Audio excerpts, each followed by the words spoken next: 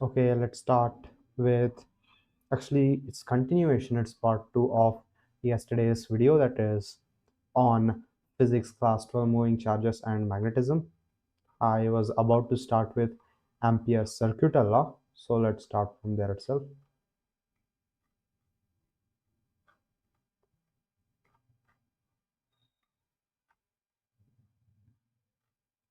I've completed the above in my previous video. Ampere's circuital law. This is the figure here, figure 4.12. There is an alternative and appealing way in which the Biot-Savart's law may be expressed. Ampere's circuital law considers an open surface with a boundary. The surface has current passing through it. We consider the boundary to be made up of a number of small line elements. Consider one such element of length dl. We take the value of the tangential component of the magnetic field bt at this element and multiply it by the length of the element dl. All such products are added together. We consider the limit as the lengths of the elements get smaller and their number gets larger. The sum then leads to an integral. Ampere's law states that this integral is equal to mu naught times the total current passing through the surface. That is integral of the magnetic field with respect to small elements dl. When we integrate it, we will get mu naught times the total current through the surface. Let's read that again.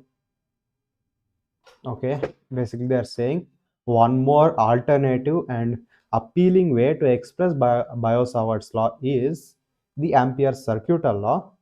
In this Ampere circuital law, we consider an open surface having a boundary. Okay, they showed a boundary as well as a surface here. This is a boundary as well as surface.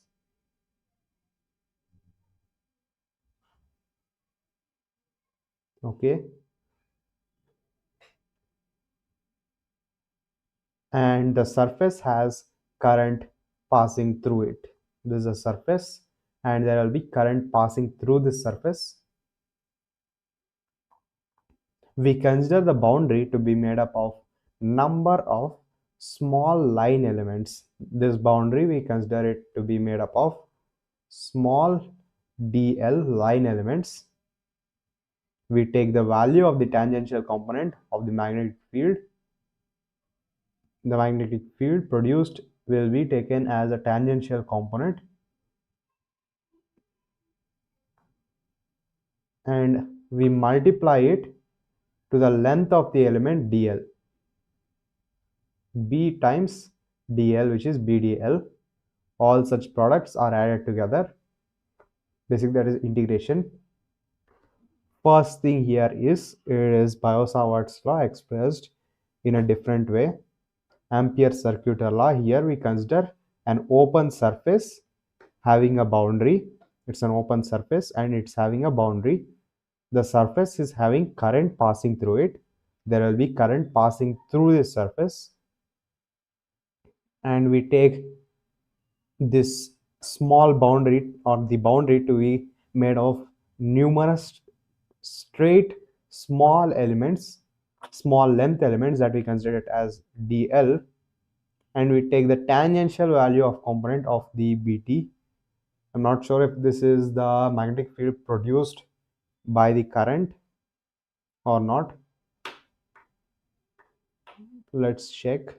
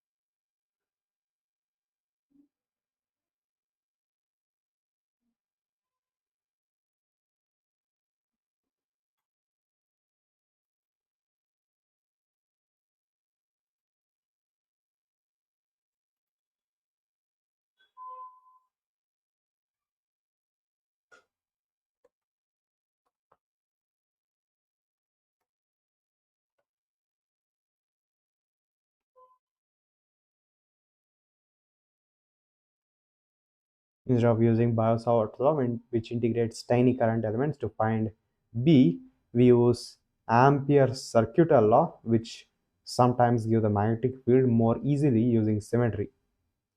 Ampere's circular law considers an open surface with a boundary. We are imagining a flat surface like a sheet of paper. Through this surface, a current is passing, maybe through a wire that pierces the sheet. This surface has a boundary loop like the edge of the sheet, and we are interested in what's happening along this loop. The surface has current passing through it. This refers to the current enclosed by the loop. Okay, we consider the boundary to be made up of small line elements. Break the boundary into small segments of length dl.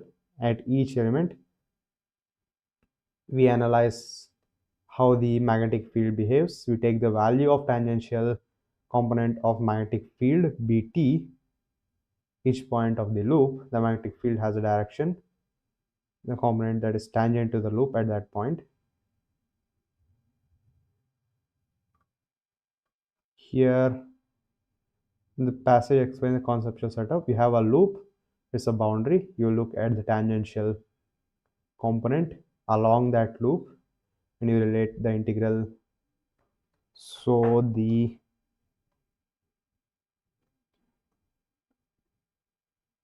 B tangential is the magnetic field produced due to the current passing through the surface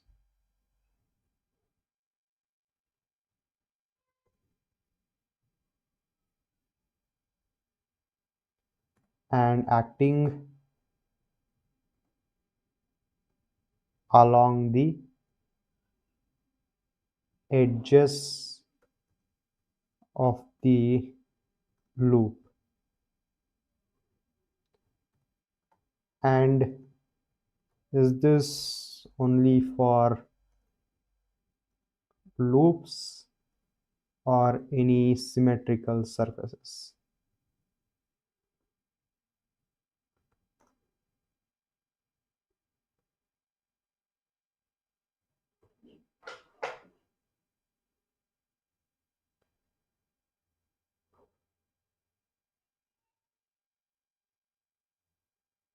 B tangential is a component of the magnetic field along the loop is due to the net current enclosed by the surface.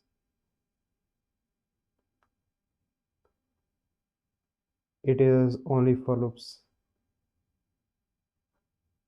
This Ampere's law applies to any closed loop, not necessarily a symmetric surface. The law itself is always true.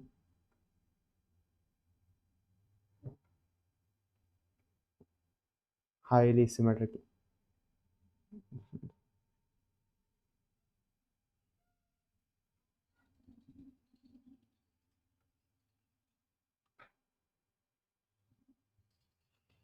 In case of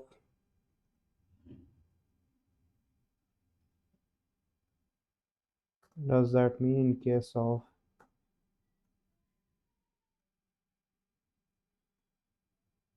symmetrical or in case of loops there will be no change in magnitude of the magnetic field or also direction.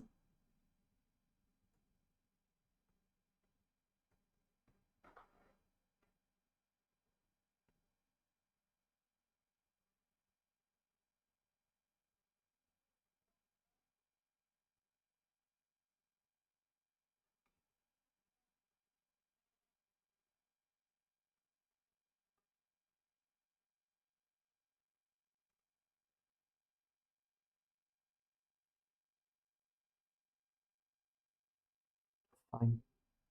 Basically, they're saying that Ampere circular law, here we consider an open surface having a boundary, and the surface like a plane sheet is having current passing through it. We consider the boundary to be made up of small length elements. Consider one element of each element of length dl. We take the value of tangential component bt, and this element we multiply it by the length of the element dl. All such products are added together. We consider the limit as the lengths of elements get smaller and their number gets larger. The sum tends to be an integral. Ampere's law states that this integral is equal to mu naught times the total current passing through the surface. Okay, we know we took the individual magnetic fields and we added all of them with the magnetic field, tangential magnetic field. We multiplied with a small length element, and we have done the integral. And the Ampere circular law says that in that case, the integral of b times dl will be equal to the mu naught times the total current enclosed in that closed loop.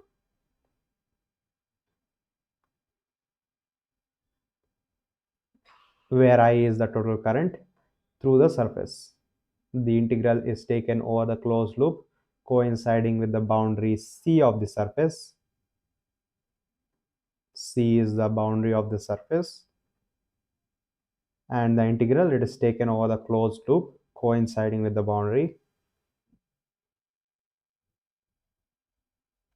The relation above involves a sign convention given by right hand rule.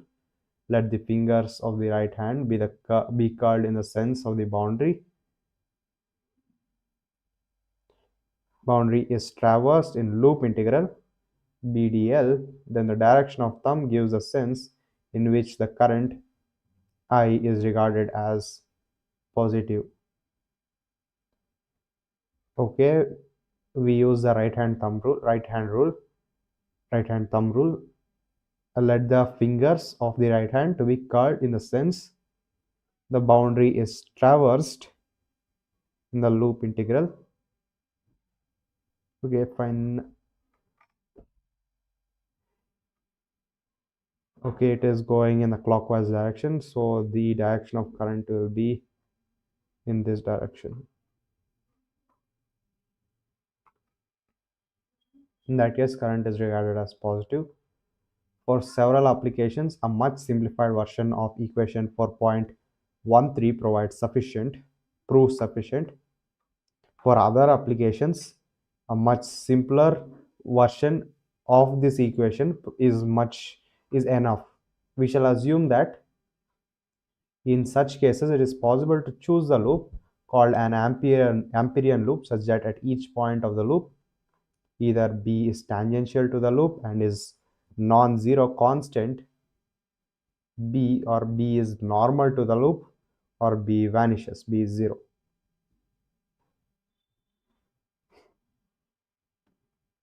In such simple cases, it is possible to choose the loop that is called the Amperian loop, such that at each point of this loop, it can be at every point of this loop, if it's any kind of shape, at a point of this loop, B can be tangential, or it can be non-zero constant, or in another case, it might be normal to the segment of that loop, or B is completely zero for that loop.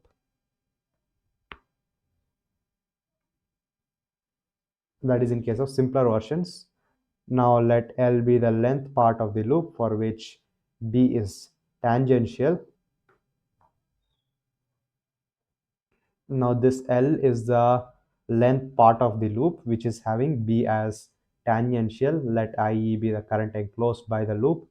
Then equation 4.13 reduces to BL, which is equals to mu naught IE. When there is a system with a symmetry, such as for a straight infinite current carrying wire in figure 4.13, Okay, this is an infinite wire.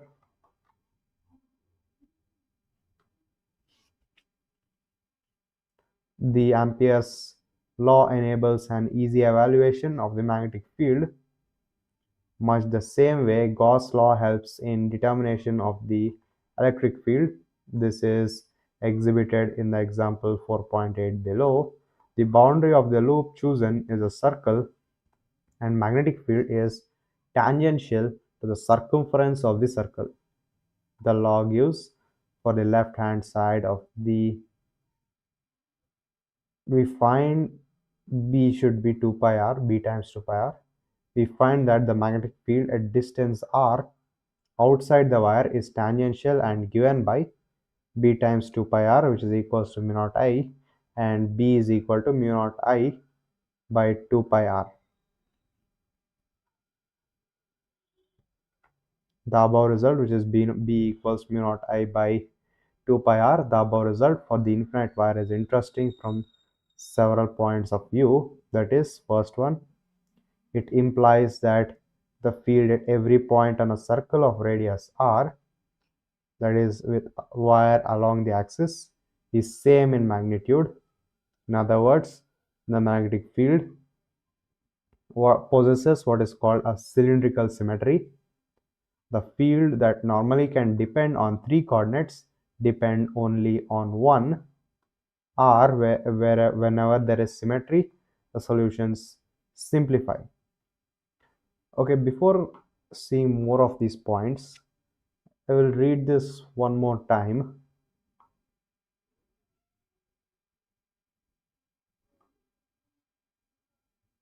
The Ampere's law enables easy evaluation of the magnetic field,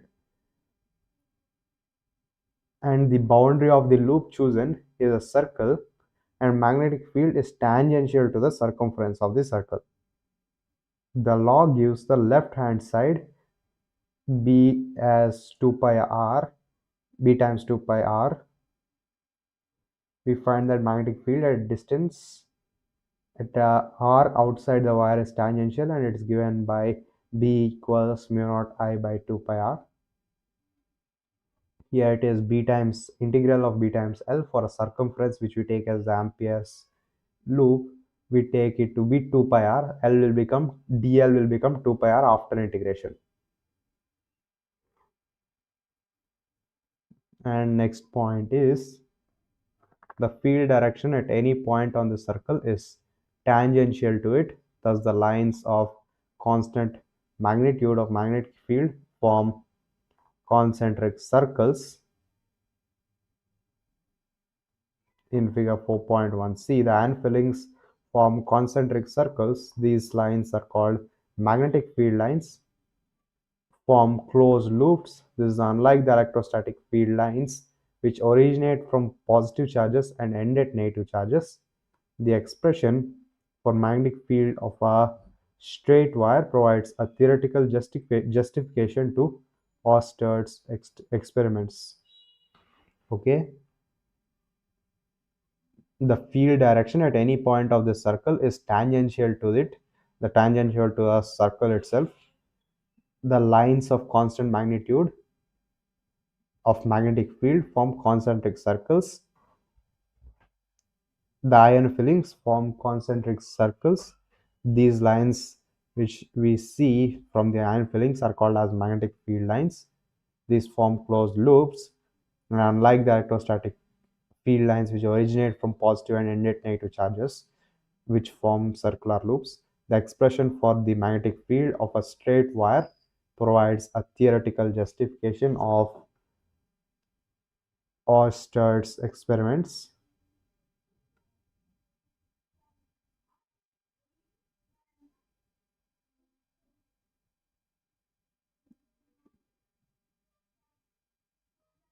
The expression for the magnetic field of a straight wire provides a theoretical justification to Oersted's experiment. Another interesting point to note is that even though the wire is infinite, the field due to it at a non-zero distance is not infinite. It tends to blow up only when we come very close to the wire. The field is directly proportional to the current and inversely proportional to the distance from the infinitely long current source. There exists a simple rule to determine the direction of the magnetic field due to the long wire. This is called the right hand rule. Is grasp the wire in your right hand with your extended thumb pointing the direction of the current. Your fingers will curl around in the direction of the magnetic field. Ampere's circuital law is not new in content from Biot-Savart law.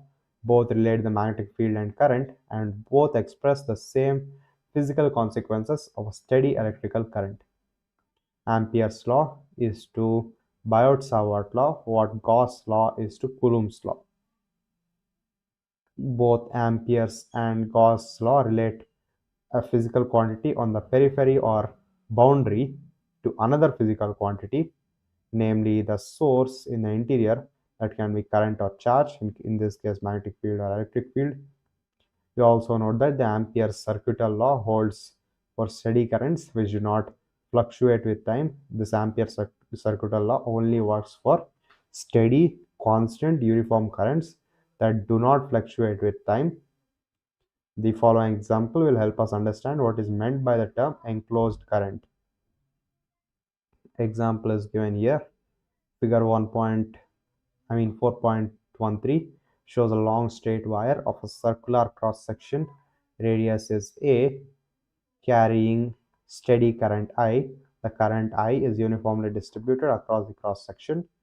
Calculate the magnetic field in the region R, which is smaller than A and R is greater than A.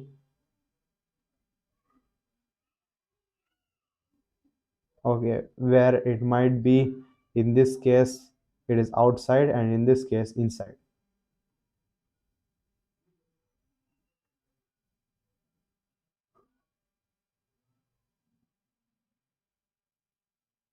They just gave a note here that there are two distinct hand rules, one which gives the direction of B on the axis of current loop and the other which gives direction of B for a straight conducting wire. Fingers and thumb play different roles in the two. Okay, solution here. Solution for this question where they asked calculate the magnetic field in the region R1 and R2. Consider the case R is greater than A. The Amperian loop labeled 2 is a circle concentric with the cross section. For this loop, L equals 2 pi R is surrounding like this,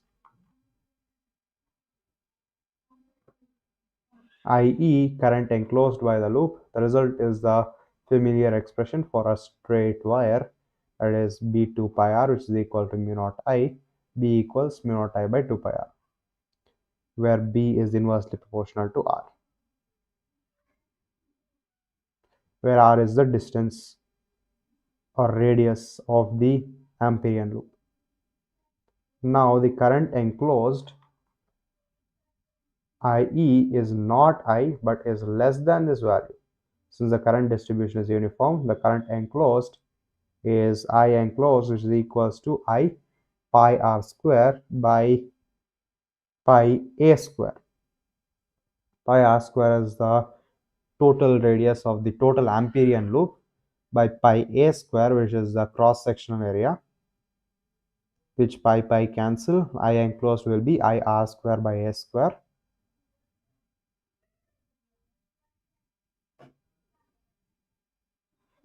Using Ampere's law, we can write B times 2 pi R, which is equals to mu naught I R square by A square. R cancel, and we can write B equals mu naught I by 2 pi A square times R.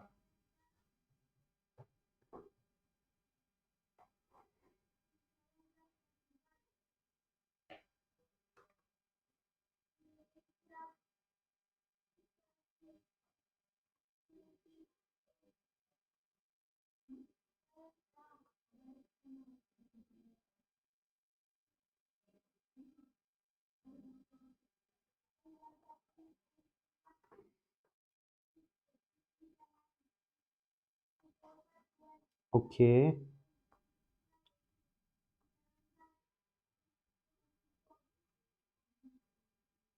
Okay, they started the second case here. That is the reason they are talking about it. They started the second case here. The first case has already ended here, and the second case where here R is actually smaller than A. This is the second case. Here now the current enclosed, obviously because it's uniformly distributed, as R is lesser than A, the lesser the total amount of current actually enclosed. So this is area here as the total area of the loop by current, which is uniformly distributed. We multiply with area of Amperian loop by total cross sectional area. That is what they did here. We will get I enclosed, which is R square by A square. This, if we substitute in the main equation, we will get that the magnetic field at the tangent at the acting tangentially to this Amperian loop, which is equal to mu naught I by 2 pi A square times R, where higher the R value, higher the magnetic field. In this case, it is higher the like R value, lower the magnetic field. Here, higher the R value, higher the magnetic field, because as higher the R value, more the current enclosed.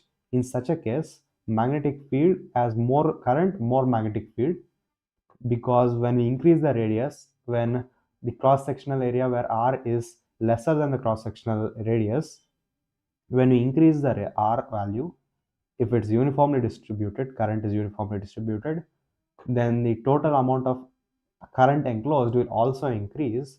That will result in an increase in the magnetic field. But in this case, where the current enclosed will remain constant, there will be, as we go far away from the actual wire, the magnetic field will decrease. That, and this magnetic field is a magnetic field that is acting tangentially on this Amperian's loop. Amperian's loop. This is the graph here, where that this is the A, this is the radius.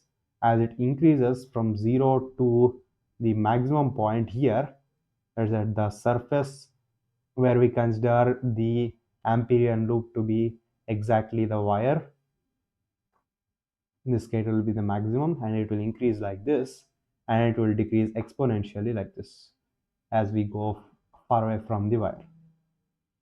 This figure shows a plot of magnitude of B with distance r from center of the wire. In center of the wire, the magnetic field is 0. The direction of the field is tangential to the respective circular loop and given by right-hand rule described earlier in this section. This example possesses the required symmetry so that Ampere's law can be applied readily. This is the case of the infinitely wrong wire.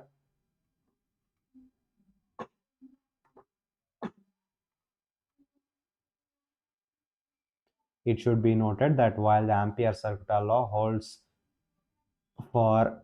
true for any loop, it may not always facilitate an evaluation of the magnetic field in every case. For example, for the case of a circular loop discussed in section 4.5, it cannot be applied to extract the simple expression B equals mu naught I by 2R for the field at the center of the loop.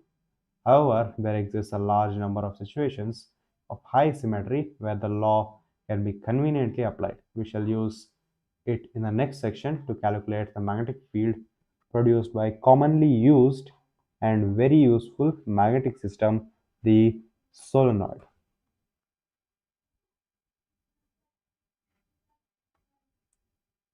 The solenoid, we shall discuss a long solenoid.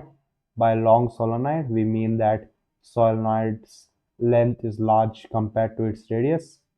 It consists of a long wire wound in the form of a helix where the neighboring turns are closely spaced. So each turn can be regarded as a circular loop. The net magnetic field is the vector sum of the fields due to all the turns. This is the superposition principle. Enameled wires are used for winding so that turns are insulated from each other. There is no passing of current from one loop to another because they are insulated wires. This is the diagram. Magnetic field due to a section of the solenoid which has been stretched out for clarity. Only the exterior semicircular part is shown. Notice how the circular loops between the neighboring tend to cancel. Circular loops between the neighboring turns the magnetic field in a finite solenoid. This is a finite solenoid. This is the magnetic field due to it. It is going like this, concentric loops. And here they are closely spaced. They said something about noticing how the neighboring turns tend to cancel. Okay.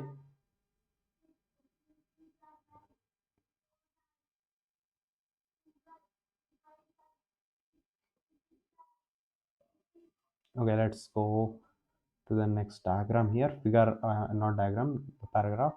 Figure 4.15, the disk diagram here displays the magnetic field lines for a finite solenoid.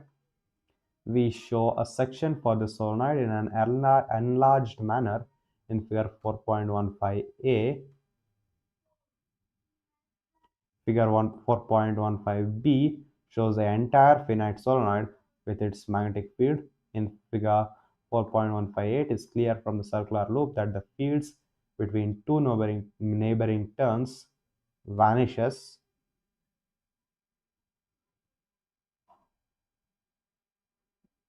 In figure 4.15b, we see that the field at the interior midpoint P is uniform, strong, and along the axis of the solenoid. The field at the exterior midpoint Q is weak and moreover is along the axis of the solenoid with no perpendicular or normal component.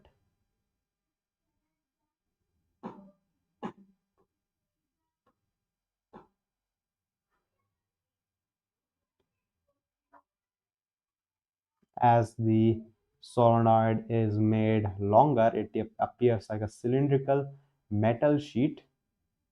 Figure 4.16.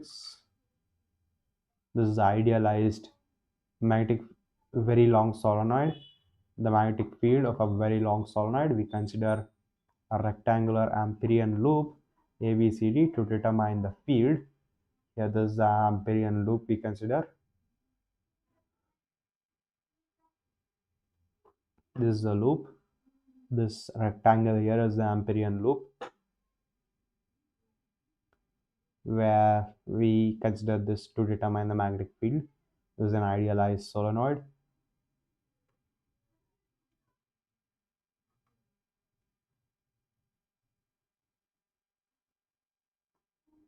The field outside the solenoid approaches zero. We shall assume that the field outside is zero. The field inside becomes everywhere parallel to the axis. Now let's consider a rectangular Amperian loop ABCD. Along CD, the field is zero as argued above. Along transverse section BC and AD, the field component is zero. Thus, these two sections make no contribution. Let the field along AB be B. Thus, the relevant length of the Amperian loop is H. Let N be the number of turns per unit length. And the total number of turns is NH. The enclosed current is IE, which is equals to I times NH, where I is the current in the solenoid.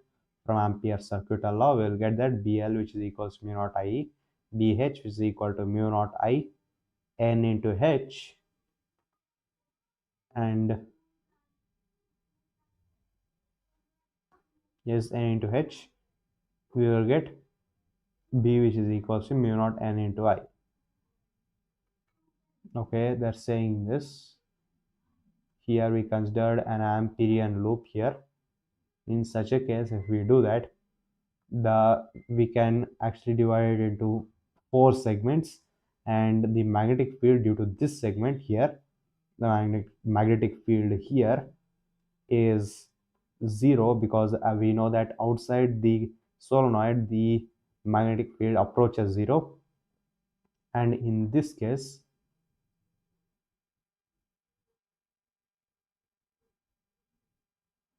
the magnetic field is not going to act tangentially this way, as it is perpendicular like this. Theta here is 90 degrees, so it is not able to act tangentially like in this case. So here as well, in these cases, in this segment and this segment, that is AB, I mean not AB, AD and BC here, AD, BC, theta equals 90 degree.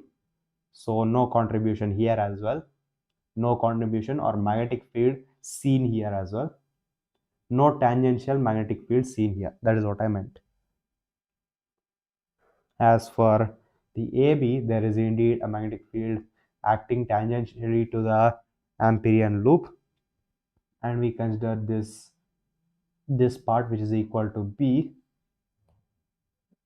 This is B, let's assume, and according to, let's assume the total length of this Amperian loop, that is H. So B times H is equals to mu naught IE, and if there are n turns of the solenoid, let's assume there are n turns for unit length, n equals number of turns per unit length. So BH is equal to mu naught IE times HN, which is the total number of turns. Now H cancel, so B equals mu naught IE times N, which is the total magnetic field produced due to a solenoid.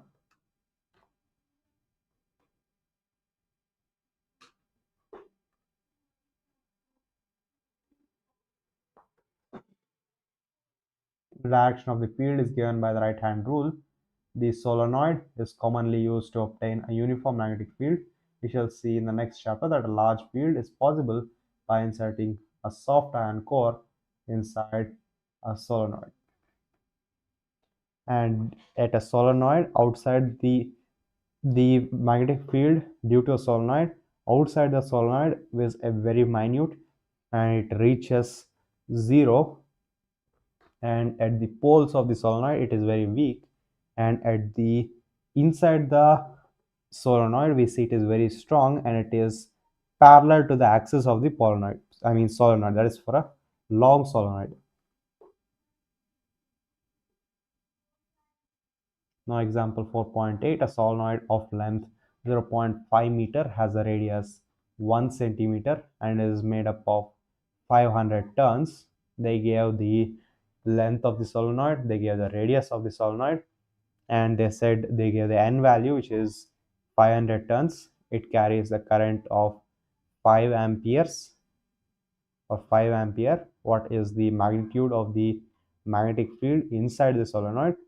They're asking what is the magnitude of the magnetic field inside the solenoid. Direct formula, we know B equals mu naught N into I. So we substitute. Mu naught is 4 pi into 10 power minus 7. N is 10 power. N is 500. Wait a second. The length is L equals 0.5 and radius is 0.01 meter. Thus, length by L by A is equals to 50. L by R basically, which is 50 length by radius, or length by area, which is equals to 50, where length is much smaller than area. Hence we can use the long solenoid formula, namely B equals mu naught Ni, where 4.10 power minus 7 is the mu naught value, N is the number of turns, which is 500 turns. 5 into 10 power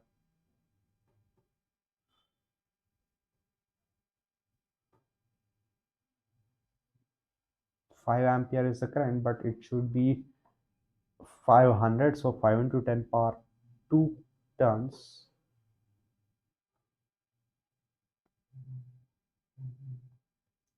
or 500 by, okay, this n must be the number of turns per unit length, so it is 500 by 0.5, so it will be 1000 turns. I mean 1000 turns per unit length, that is 1 meter, 1000 turns per 1 meter. So we take 10 power 3 and 5. So final answer, the magnetic field due to this solenoid will be 6.28 into 10 power minus 3 Tesla. Now there was a paragraph given about ampere here, which I skipped.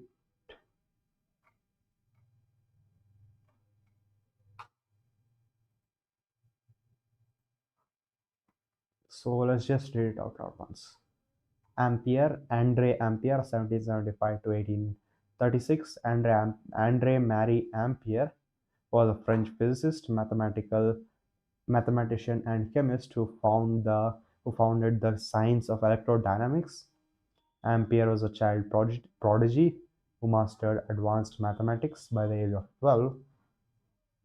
Ampere grasped the significance of Oersted discovery. He carried out a large series of experiments to explore the relationships between current, electricity, and magnetism. These investigations culminated in 1827 with the publication of the mathematical theory of electrodynamics, phenomenon deduced solely from experiment. He hypothesized that all magnetic phenomena are due to circulating electrical currents. Ampere was humble and absent-minded. He once forgot an invitation to dine with the Emperor Napoleon. He died of pneumonia at the age of 61. His gravestone bears the epitaph Tandem Felix, happy at last. Okay, that was interesting to read. Okay, let's go to the next main topic, that is force between two parallel currents, the ampere. Force between two parallel currents and the ampere. Here they show a figure. The figure is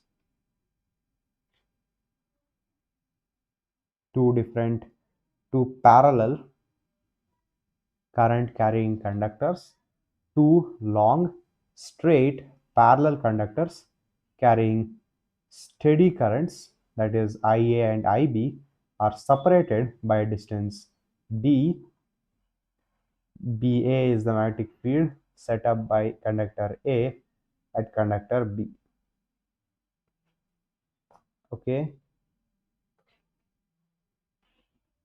these are two long current carrying conductors, each carrying a current IA and IB respectively, and BA is the magnetic field due to conductor A on conductor B. The direction is towards this way, and the distance between these two conductors is represented by small d.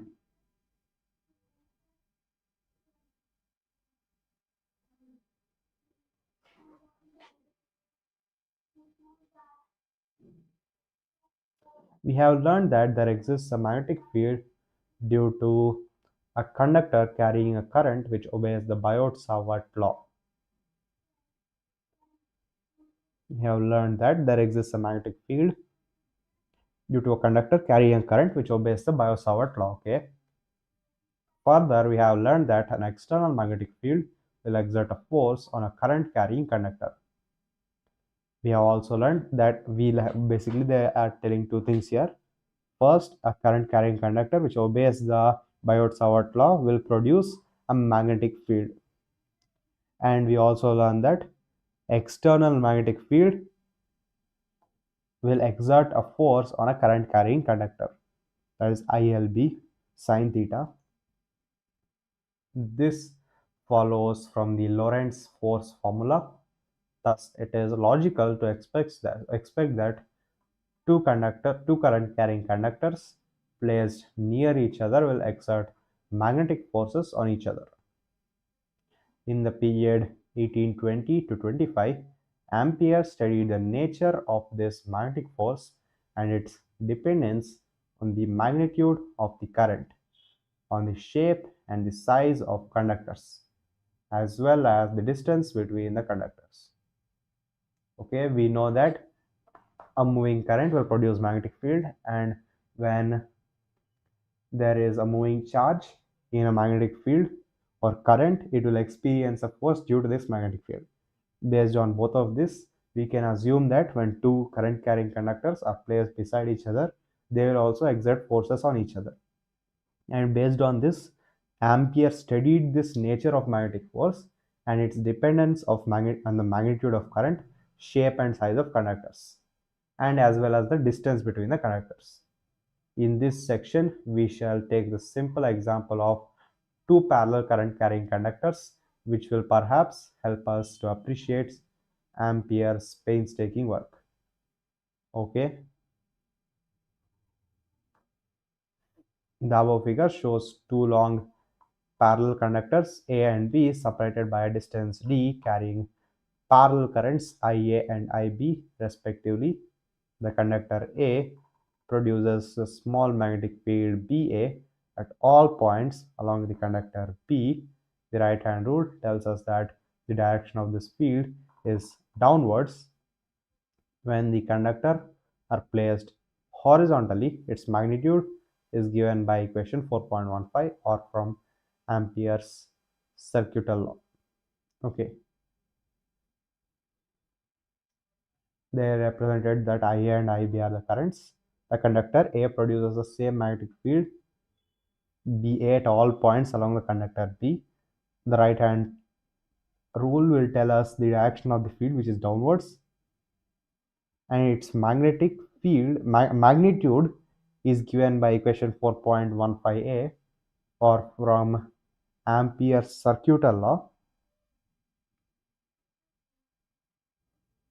If this magnitude will be given from Ampere's circuital law, which we calculated to be BA, which is mu naught A IA by 2 pi r or 2 pi d in this case, where d is the distance of the Amperian loop, the radius of the Amperian loop. The conductor B carrying a current IB will experience a sideway force due to the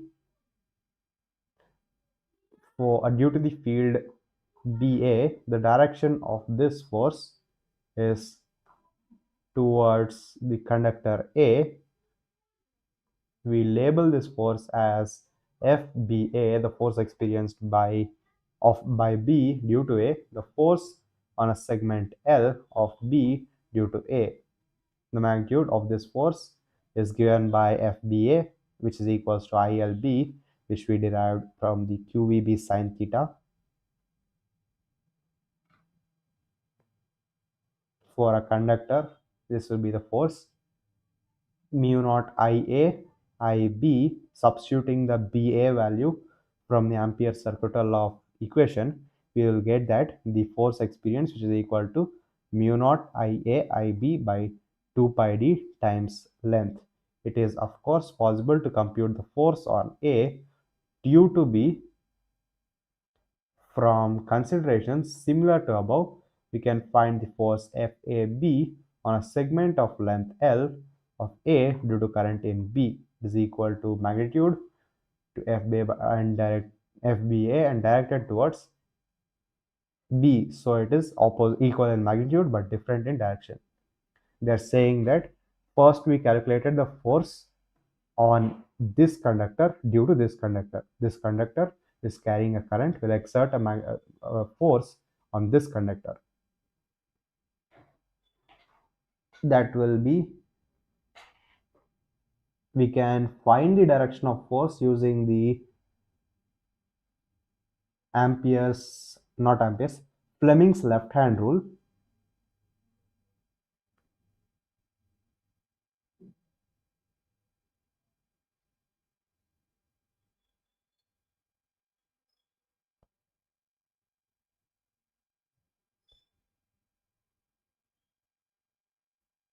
Yes, we can find the direction of the force using Fleming's left hand rule.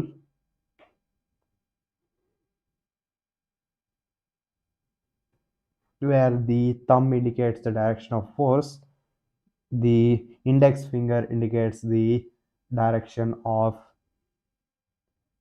magnetic field, and The middle finger indicates the direction of the current.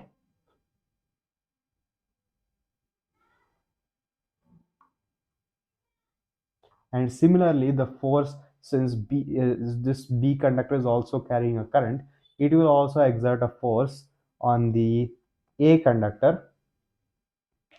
This force will be equal in magnitude to the force on B due to A, but it will be in opposite direction. That is what they gave in this paragraph. It is of course possible to compute the force on A due to B. From considerations similar to above, we can find the force AB on a segment of length L of A due to the current in B. It is equal in magnitude to FBA and it's directed towards B. Thus, FBA, which is equals to minus FAB. Note that this is consistent with Newton's third law. Thus, at least for parallel conductors and steady currents, we have shown that the Biot-Savart law and the Lorentz force yields results in accordance with the Newton's third law. They gave a note here, they gave a star mark, so let's see the note. It turns out that when we have time-dependent currents and or changes in motion, Newton's third law may not hold for forces between charges and or conductors. An essential consequence of Newton's third law in mechanics is conservation of momentum of an isolated system. This, however, holds even for time-dependent situations with electromagnetic fields, provided the momentum carried by the fields is also taken into account. Okay, they're saying that when there is time-dependent currents where it is the current is changing or charges in motion, that is having unequal motion or ununiform motion, is changing with time, Newton's third law may not hold for these forces between charges. And they are saying that the consequence of Newton's third law in mechanics is the conservation of momentum of an isolated system. And this holds true even for the case of time-dependent situations with electromagnetic fields, provided the momentum carried by the field is also taken into account. Okay, fine. We have seen from the above currents following the same direction attract each other.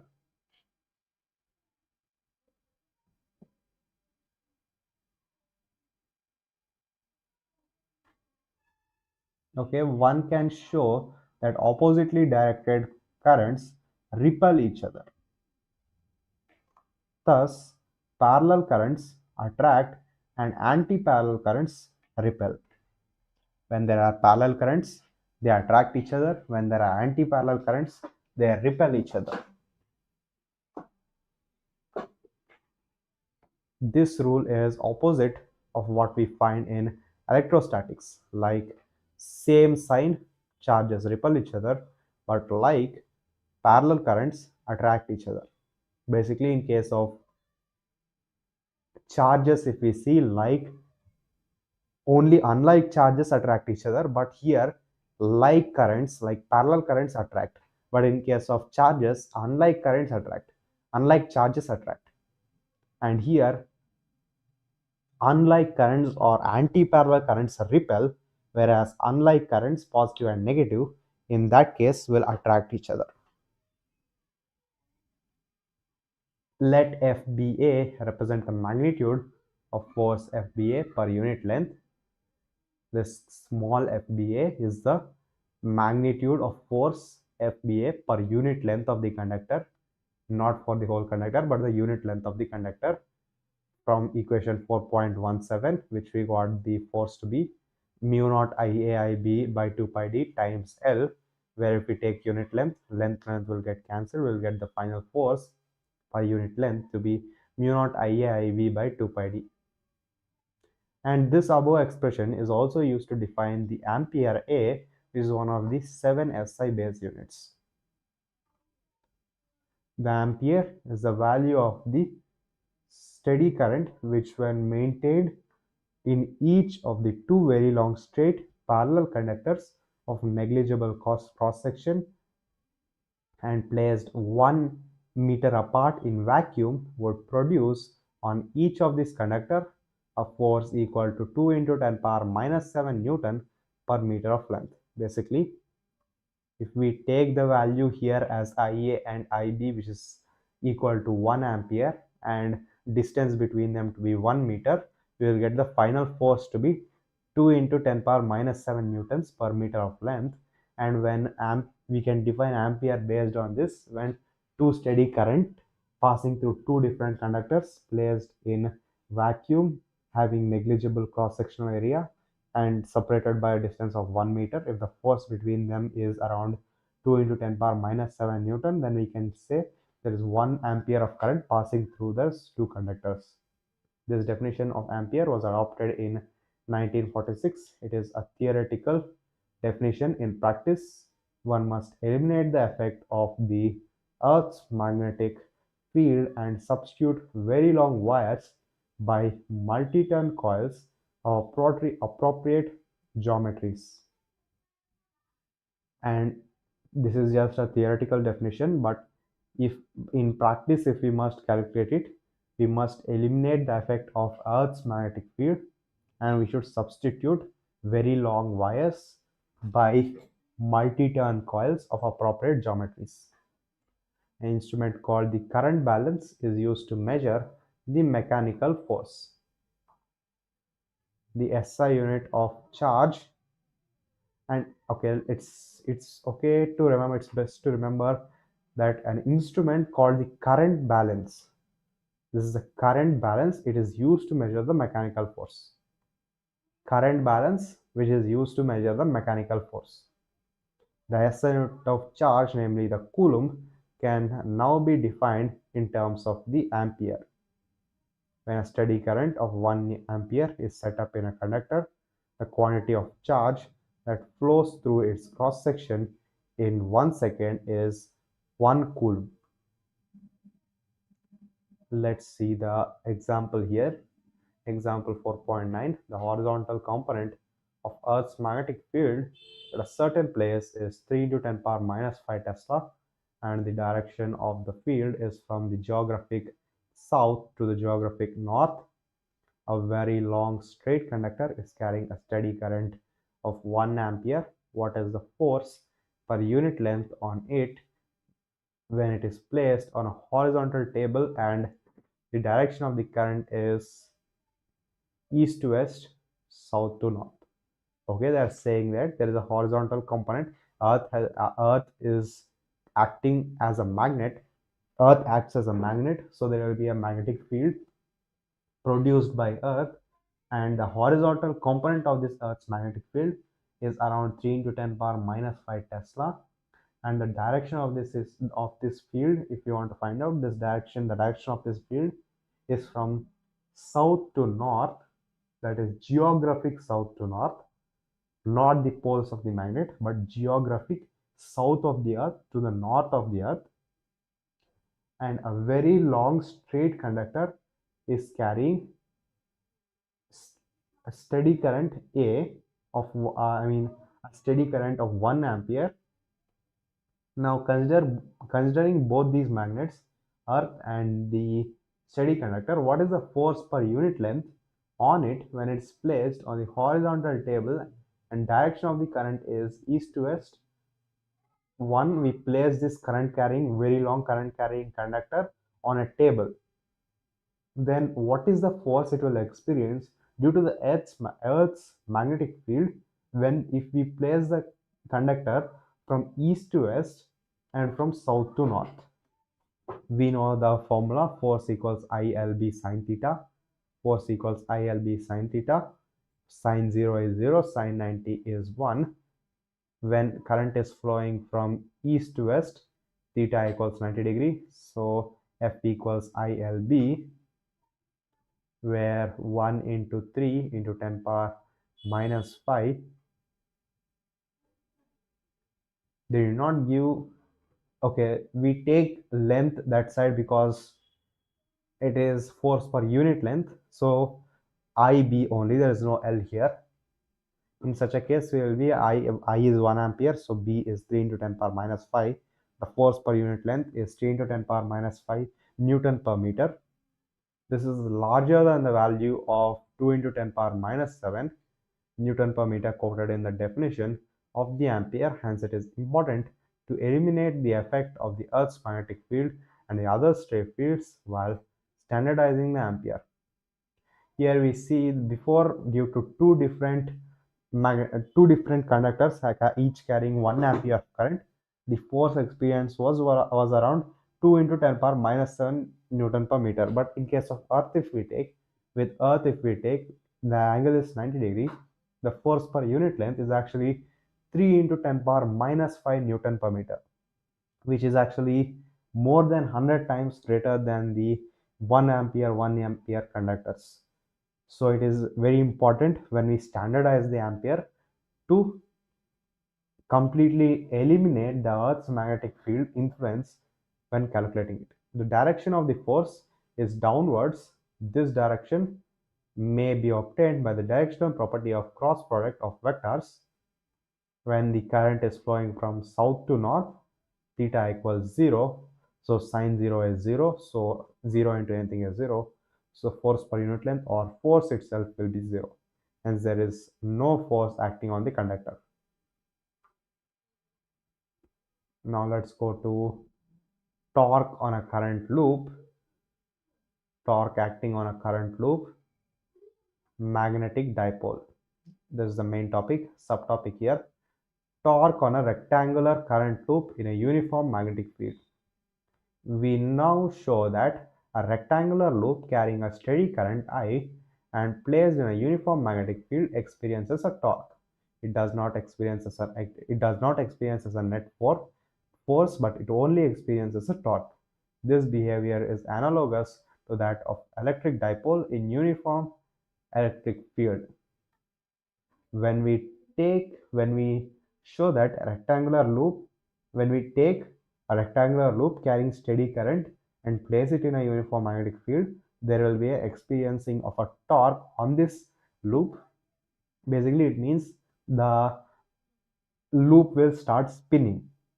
This is the torque, but it will not be moving in any kind of direction. There will be no displacement of the rectangular loop, so no net force. And this is similar to how an electric dipole acts in a uniform electric field. We first consider the simple case when the rectangular loop is placed such that the uniform magnetic field B is in the plane of the loop. This is illustrated in figure 4.18. This is a rectangular current carrying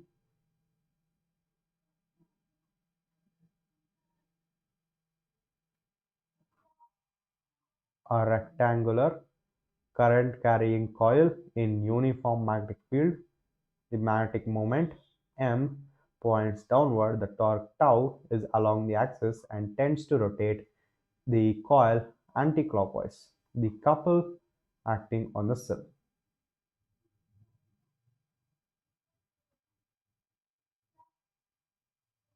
Okay, this is kind of the schematic representation of a motor actually. This is an electrical motor. Schematic representation of an electric motor. This motor, a battery is connected here. Current will go like this. This is in the plane of the magnetic field from north to south in this direction. It's better if we don't draw it, but that will be a direction of the magnetic field. This is the rotational axis. There will be brushes connected here and as such. The field exerts no force on the two arms AD and BC.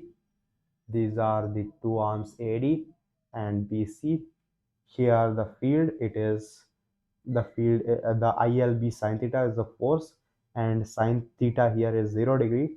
So sine 0 is 0. So there will be no force acting on AD and BC. There will only be force acting on AB and DC here.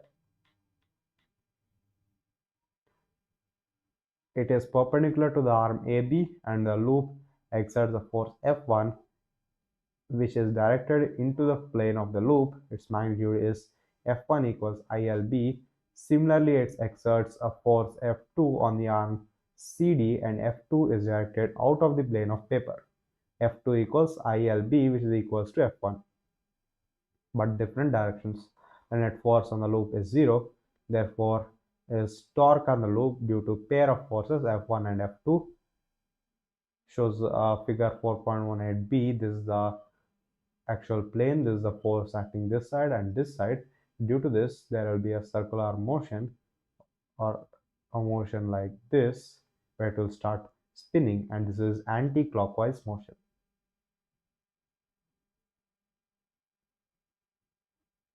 Anti-clockwise motion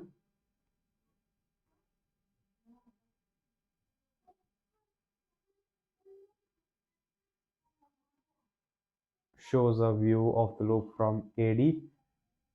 It shows that the torque on the loop tends to rotate anti-clockwise. This torque in magnitude tau equals F1 by F1A by 2 plus F2A by 2, which F1 we can write it as IB times capital BA by 2, and same thing here where we can write it as IAB times B, or which is equals to I capital AB, where we can write A is the area, where A which is equals to AB, which is area of the rectangle.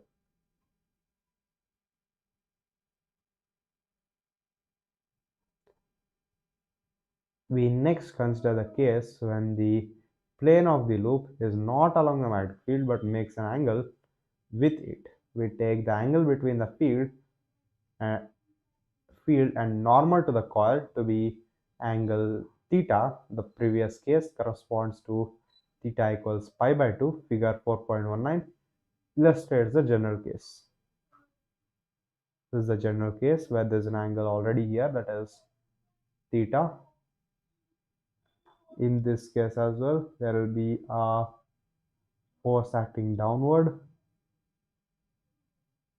like this, and the rectangular coil will start spinning. The force acts on the arms BC and DA. These are equal and opposite and act along the axis of the coil, which connects the center of masses BC and DA. Being collinear along the axis, they cancel each other, resulting in no net force or torque. The forces on arms AB and CD are F1 and F2. They too are equal and opposite with magnitude.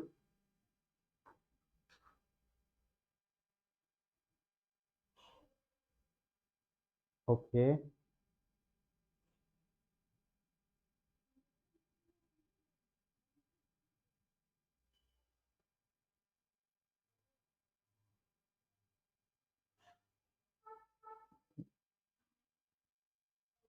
The magnetic field is like this, and the angle here is theta.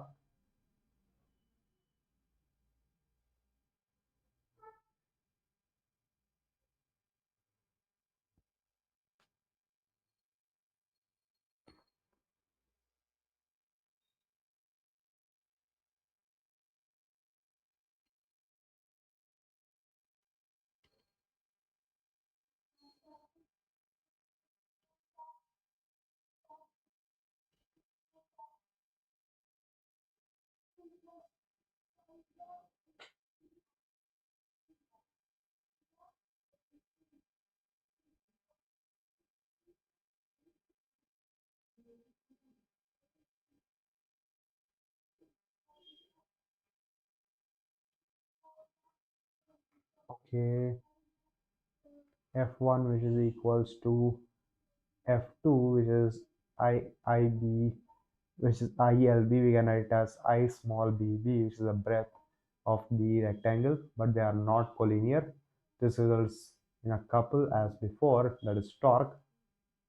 The torque is however less than the earlier case when the plane of loop was along the magnetic field. This is because the perpendicular distance between the forces of the couple has decreased.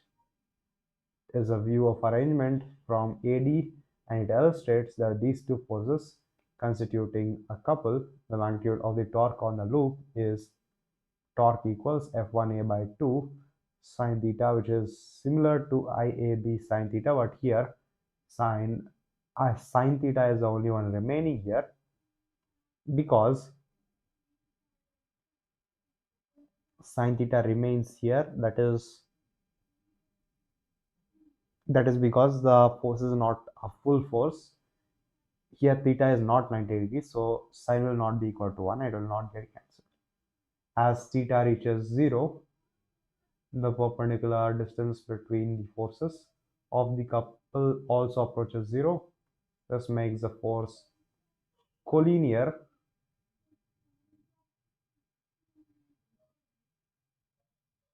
and the net force and torque 0.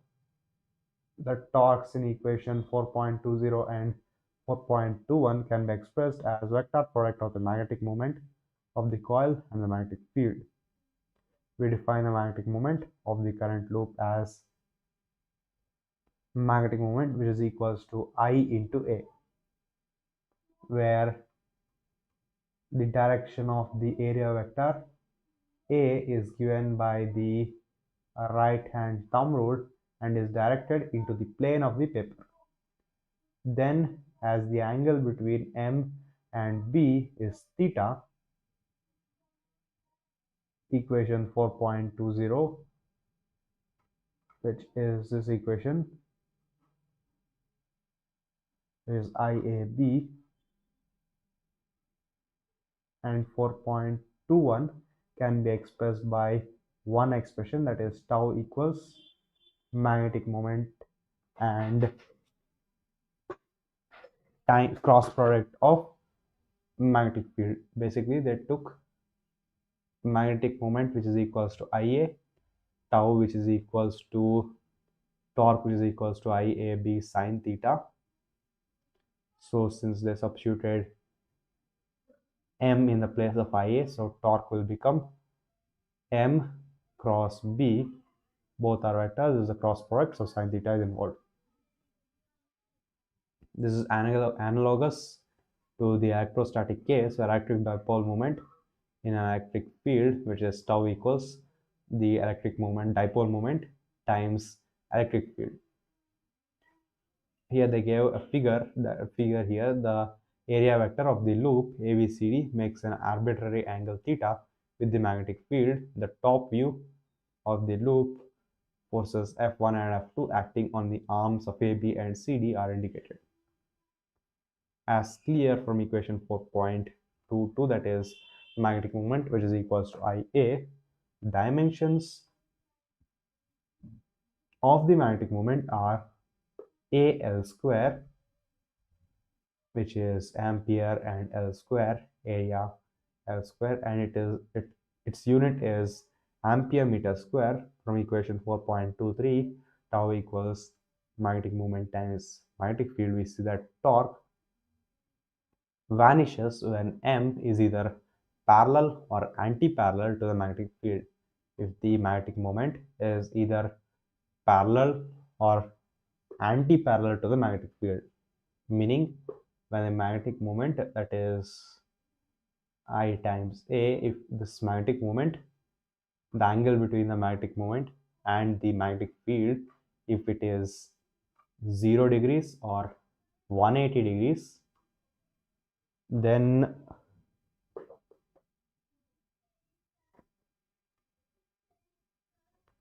the total torque will become 0, which if we see in this case, it is not 0, as the magnetic field is this side, so the direction of current is this side, and length vector I believe is also this side, so it is 90 degree like this. But when the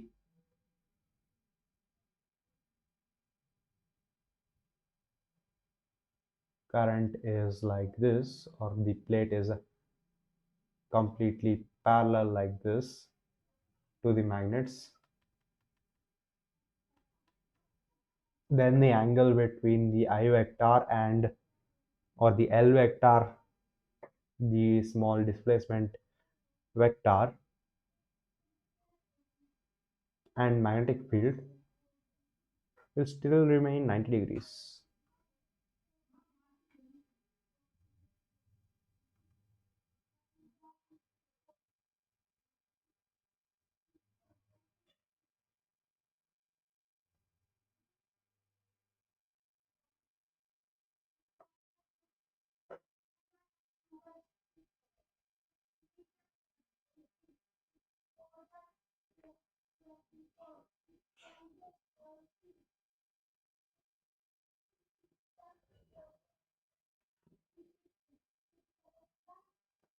Okay, I'll see this later.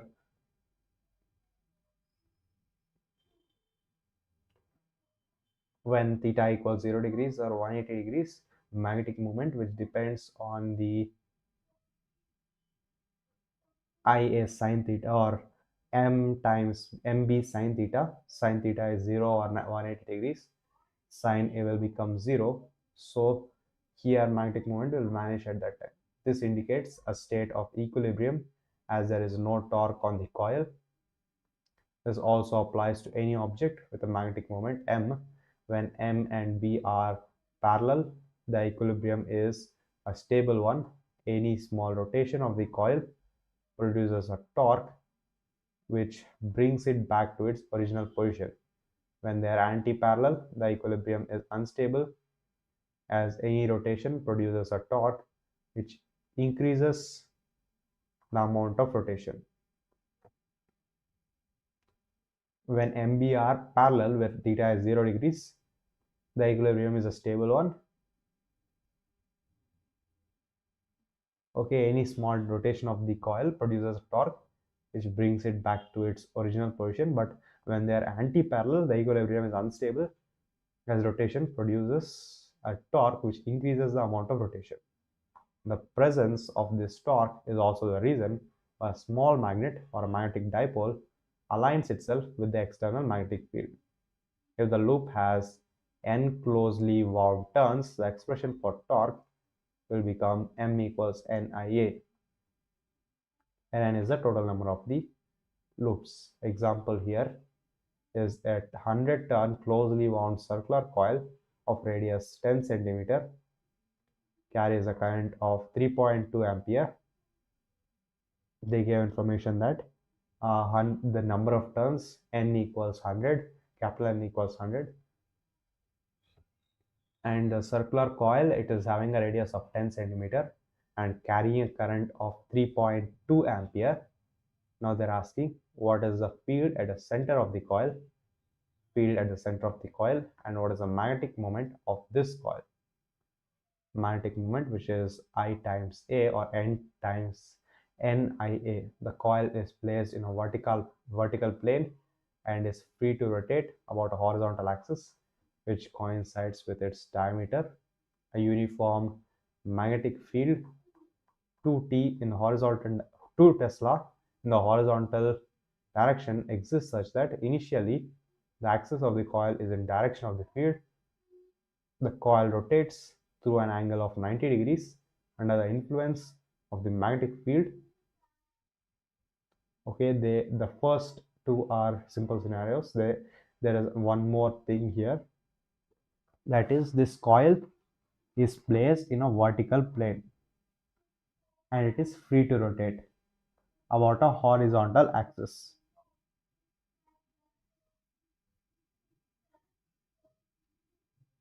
Horizontally it can rotate and this axis coincides with its diameter.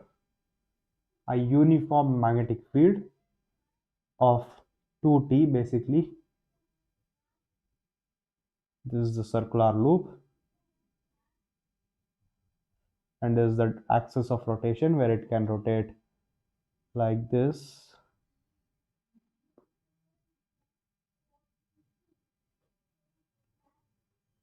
A uniform magnetic field of 2 Tesla in the horizontal direction such that initially the axis of the coil is in direction of the field. This is the direction of the field initially.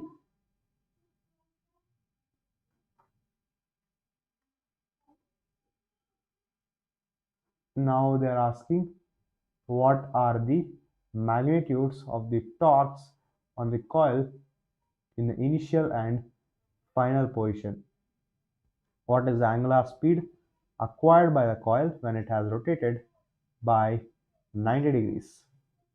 The moment of inertia of coil is 0.1 kg meter square. Okay, A from equation 4.12, they asked A, which is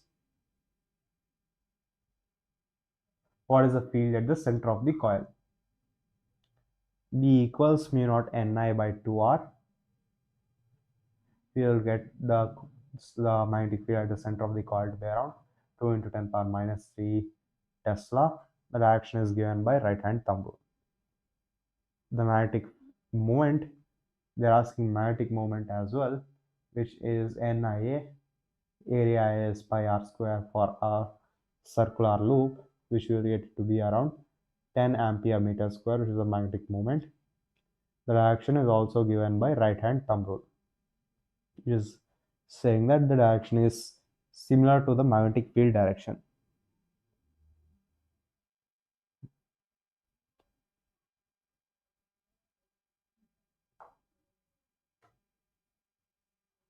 Or the area vector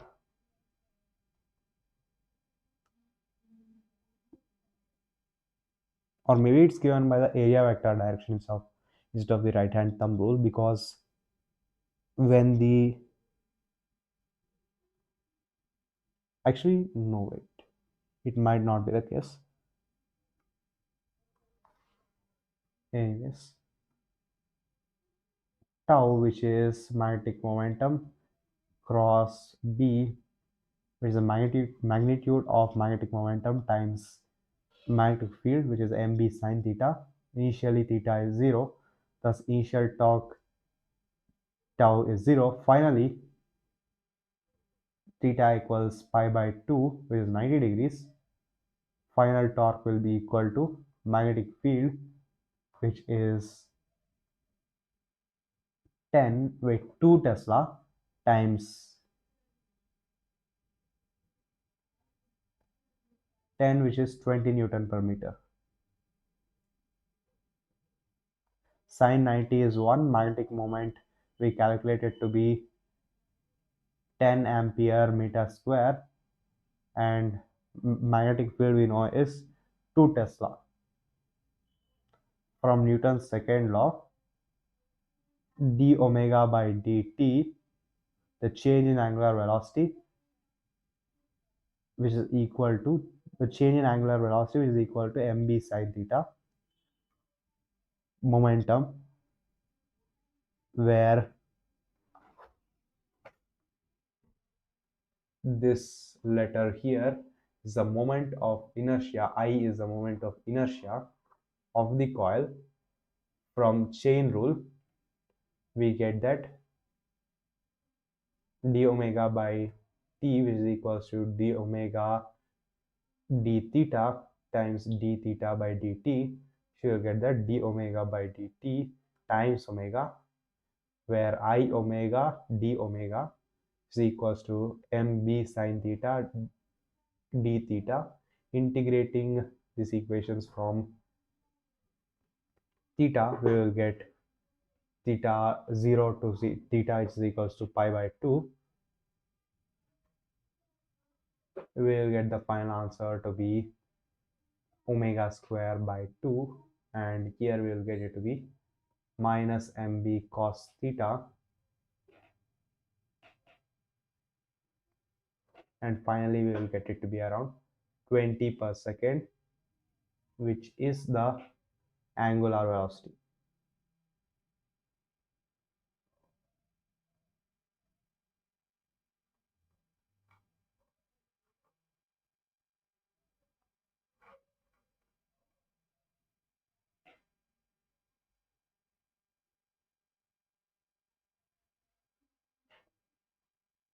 I'll be taking a 10-minute to 15-minute break.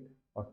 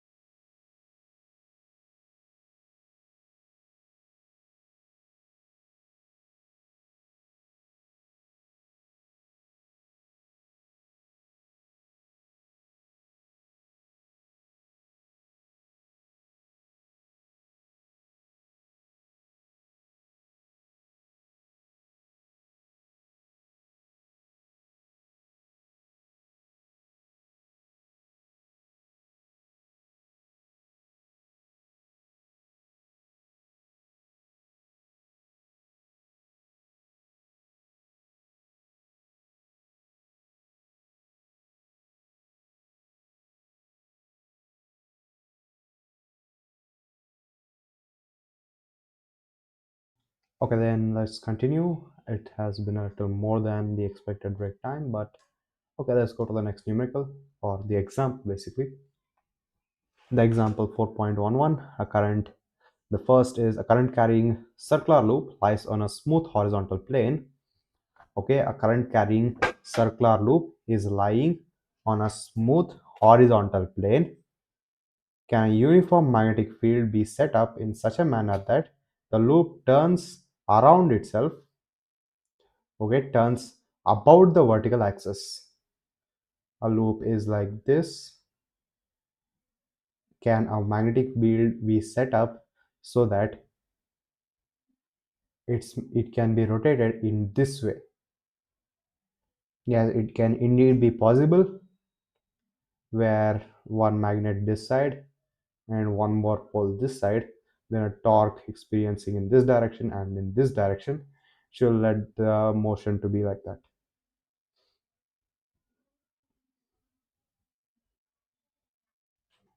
Or they might be talking about this axis as well in the middle. I'm not too sure.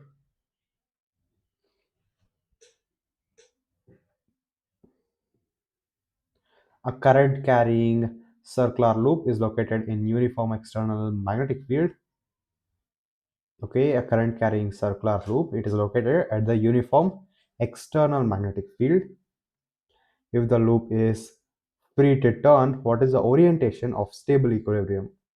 Show that in this orientation, the flux of the total field, external field plus field produced by the loop, is maximum.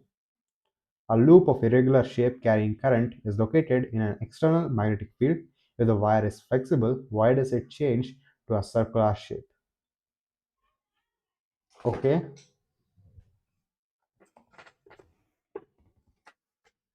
the first question, a current carrying circular loop lies on a smooth horizontal plane.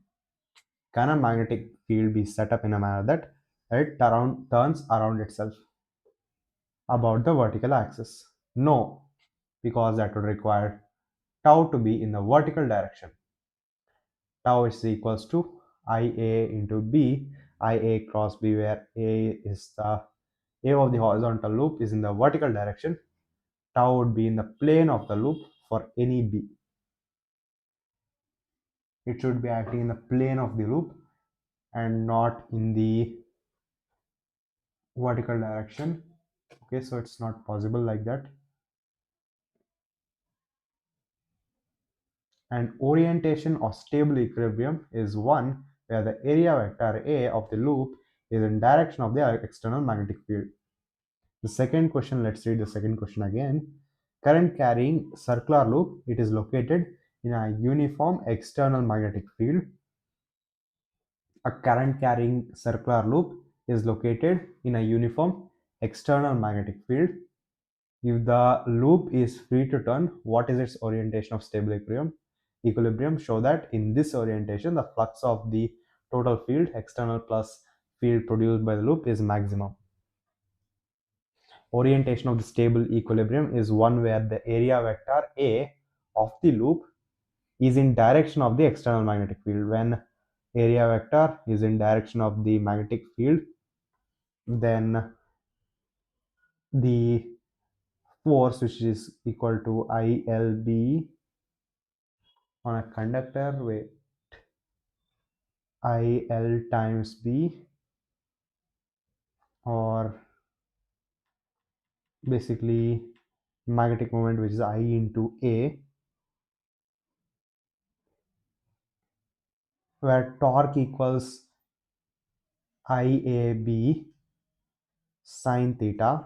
Torque in such a case, theta will be equal to 0, so torque will also be 0. Okay, that will be the case here. Orientation of stable equilibrium is where the area vector of a loop is in direction of external magnetic field. In this orientation, the magnetic field produced by the loop is in the same direction as an external field both normally to the plane of the loop, thus giving rise to maximum flux in the total field. Basically, if that was the case, this is a circular loop, these are magnets. In such a case, if it was North Pole and South Pole, there will be maximum number of field lines passing through this area. So it is also the maximum flux possible. Let's see the third question. A loop of irregular shape carrying current is located in an external magnetic field. If wire is flexible, why does it change to a circular shape? It assumes a circular shape with its plane normal to the field to maximize flux, since for a given perimeter, a circle encloses greater area than any other shape. Basically, it assumes a circular shape because for a given perimeter, a circle will enclose a greater area than any other shape. So we will get maximum amount of magnetic flux or flux field lines passing through that surface area. Because of that reason, it will align like that. Let's see the first question once more. A current carrying loop which lies on a smooth horizontal plane, can a uniform magnetic field be set up in a manner that the loop turns around itself about the vertical axis? It might mean not in this direction but in a different direction, that is within the vertical axis. So no, it is not possible because the torque, we would require the torque tau to be in the vertical direction, where torque is IAB sine theta. I is current, A is area of the area basically, and B is magnetic field.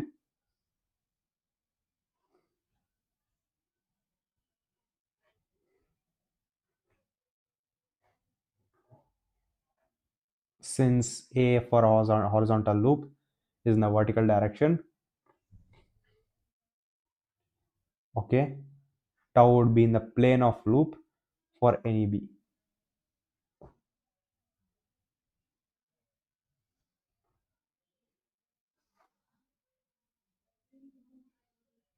When we take area vector times cross vector, when we take right hand thumb rule, the direction of torque should be perpendicular to both the directions of magnetic field as well as the area vector. So in such a case, when the loop itself is placed on the ground horizontally, the area vector will be pointing upwards. So in such a case, for rotation to be in such a direction, the torque it is not possible, and the torque will only act in the plane, like in this way or this way, where the angle between them is 90 degree, since it is cross product.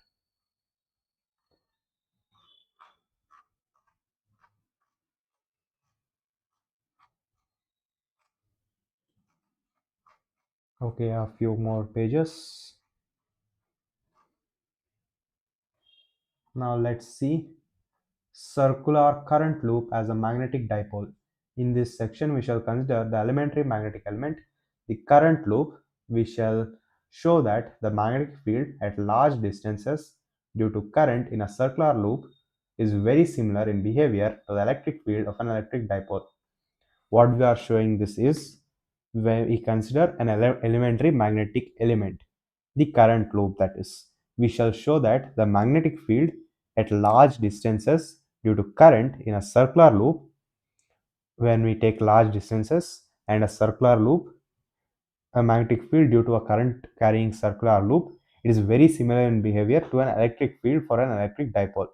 In section 4.5, we have evaluated the magnetic field on an axis of a circular loop of a radius r carrying a steady current I. Magnitude of this field is B equals mu naught I r square by 2x square plus r square whole power 3 by 2, and its direction is along the axis and given by the right hand thumb rule. Here x is the distance along the axis from the center of the loop. For x to be very greater than r, where the circular loop is very small compared to the distance, we may neglect the r square term in the denominator. Thus we will get the magnetic field, which is equals to IR square by 2x cube. Note that the area of the loop A is equals to pi r square. Thus, we take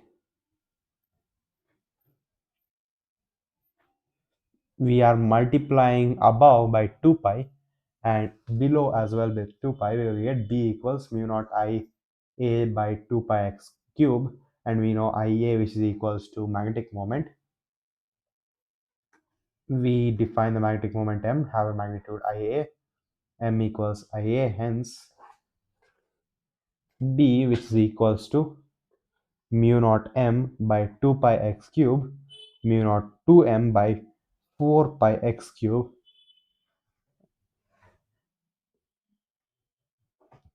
The expression, actually there is another expression here in case of electric field, where the electric field, which is equals to mu naught electric field due to a dipole, which is equals to 2p by r cube, not mu naught here, it is 1 by 4 pi epsilon naught, 1 by 4 pi epsilon naught 2p by r cube. The expression, equation 4.25a, this one is very similar to an expression obtained earlier for electric field of a dipole. The similarity may be seen if we substitute mu naught as 1 by epsilon naught and magnetic moment as dipole moment, electrostatic dipole moment, and B to be electrostatic field or electric field. We then obtained electric field, which is equal to 1 by 4 pi epsilon naught 2p by x cube, which is precisely the field for an electric dipole at a point on its axis, considered in the first chapter. It can be shown that the above analogy can be carried further. We had found in chapter 1 that the electric field on the perpendicular bisector of the dipole is given by Pe by 4 pi epsilon naught x cube, where x is the distance from the dipole. If we replace P with m and mu naught with 1 by epsilon naught, 1 by epsilon naught with mu naught, in the above expression we obtain the result for B for a point in the plane of the loop at a distance x from the center.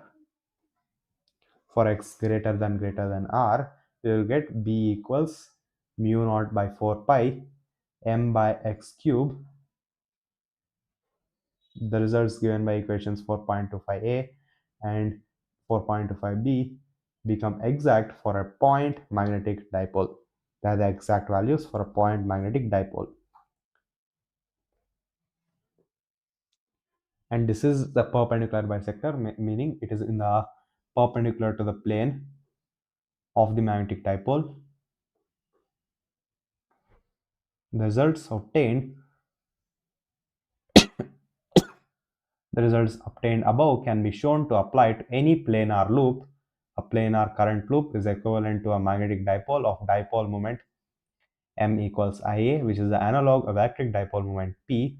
Note, however, a fundamental difference. An electric dipole is built up of two elementary units, the charges or electric monopoles. In magnetism, a magnetic dipole or a current loop is the most elementary element. The equivalent of electric charges, magnetic monopoles, are not known to exist. There are no monopoles here. We have shown that a current loop produces a magnetic field and behaves like a magnetic dipole at large distances and is subject to torque like magnetic needle. This led Ampere to suggest that all magnetism is due to circulating currents. This seems to be partly true and no magnetic monopoles have been seen so far. However, elementary particles such as an electron or a proton also carry an intrinsic magnetic momentum not accounted by circulating currents. As when there is a spin electron spin, this creates an spin equivalent spin magnetic moment. Okay, let's go to the next main topic, that is the moving coil galvanometer. Currents and voltages in circuits have been discussed extensively in chapter 3, but How do we measure them? How do we claim that current in a circuit is 1.5 ampere or the voltage drop across a resistor is 1.2 volt? Figure 4.20 exhibits a very useful instrument for this purpose. The moving coil galvanometer MCG. It is a device whose principle can be understood on the basis of our discussion in section 4.9. The galvanometer consists of a coil with many turns, free to rotate about a fixed axis. In a uniform radial magnetic field, there is a cylindrical soft iron core which is not only makes the field radial but also increases the strength of the magnetic field. When a current flows through the coil, a torque acts. It's better to see the diagram before. Okay, this is yes figure 2.20, figure 4.20. The moving coil galvanometer, its elements are described in the text. Depending on the requirement, this device can be used as a current detector for measuring the value of current, ammeter or voltage voltmeter. Way it can be used as both a ammeter or a voltmeter depending on the usage requirement here. This is a uniform radial magnetic field, that is due to this one is a radial magnetic field like this going to the center and coming out like this. This is a pivotal point and this is the coil here.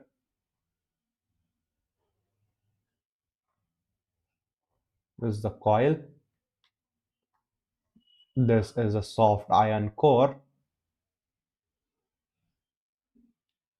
and this is the pointer, and these both are permanent magnets.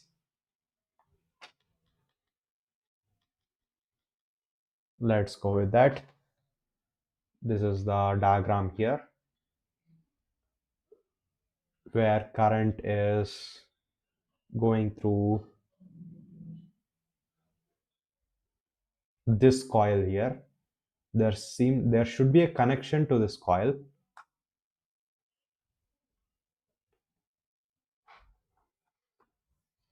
but it doesn't seem to have been shown. This is a coil. There will be a basically what is happening here is there is a soft iron core, and around this soft iron core is a coil wounded over this soft iron core, and this coil is connected to the actual circuit. When the current is passing through this coil, it will produce a magnetic field due to which it will experience a force, and with this force it will experience a deflection, and this deflection is seen in the scale here.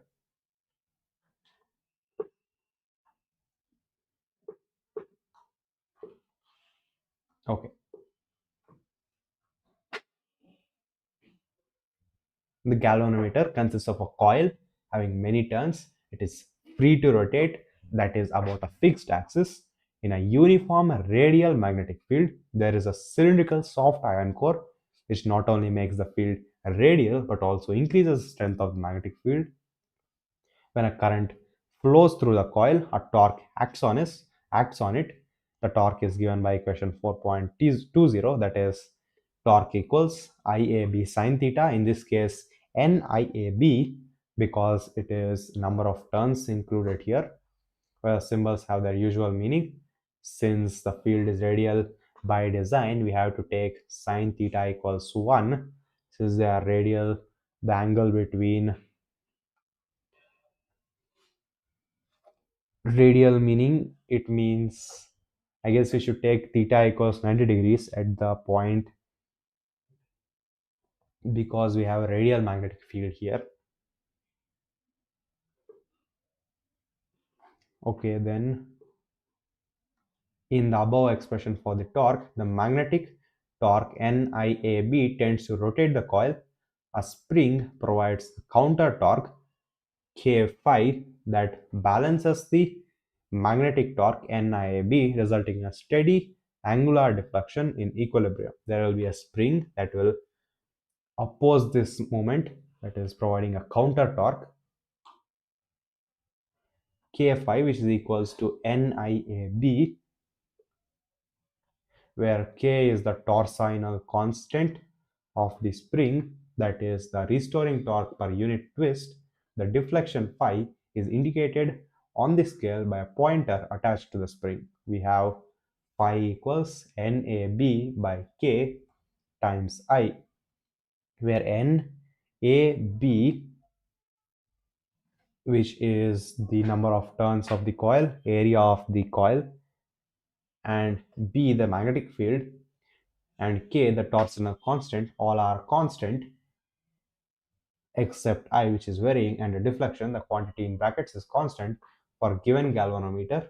The galvanometer can be used in a number of ways.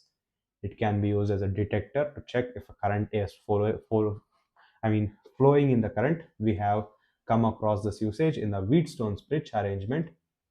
In this usage, the neutral position of the pointer when no current is flowing through the galvanometer is in middle of the scale and not at the left end as shown. Depending on the direction of the current, the pointer's direct deflection is either to the right or the left. The galvanometer cannot as such be used as an ammeter to measure the value of current in a given circuit. This is for two reasons. Galvanometer is a very sensitive device. It gives a full scale deflection for a current of order microampere. For measuring currents, the galvanometer has to be connected in series and it has a large resistance.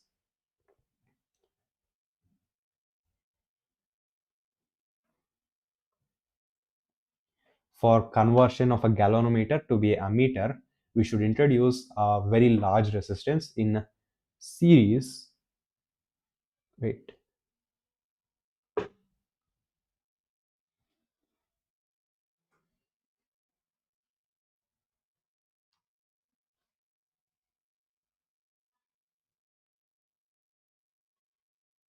Conversion of a galvanometer into an ammeter by the interaction of a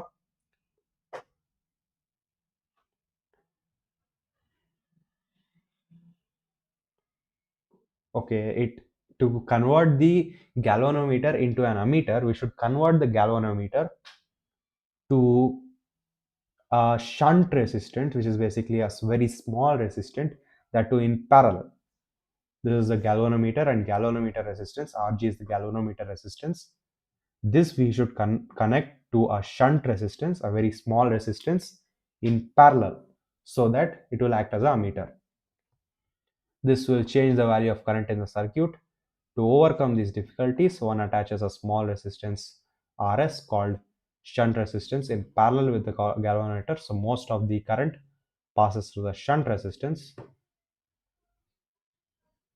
The resistance of this arrangement is RGRS, Rg plus Rs, which is approximately equal to Rs if Rg is very, very greater than Rs.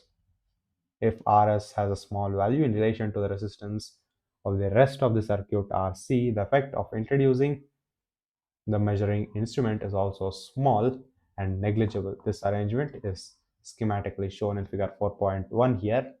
The scale of this ammeter is calibrated and then graduated to read off the current value with ease. We define current sensitivity of the galvanometer as the deflection per unit current from equation 4.26.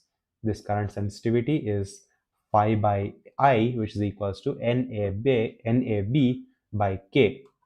The current sensitivity, a convenient way for a manufacturer to increase the sensitivity is to increase the number of turns. To increase the sensitivity of the galvanometer, we increase the number of turns. We choose galvanometers having sensitivities of value required by our experiment.